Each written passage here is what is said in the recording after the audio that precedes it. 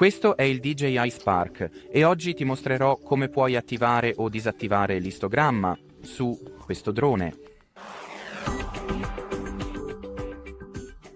Quindi, all'inizio, dovrai entrare nella visualizzazione della fotocamera dell'app DJI GO.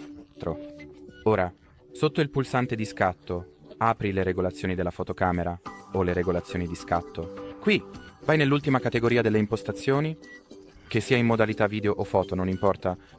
L'icona di questa categoria avrà un aspetto diverso, ma la categoria stessa, come puoi vedere, rimane identica. Comunque, da qui cerca l'interruttore dell'istogramma e per attivare l'istogramma accendilo.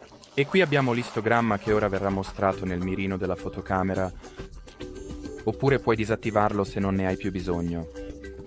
Ecco, per quanto riguarda questo video è tutto qui, quindi grazie per aver guardato e arrivederci.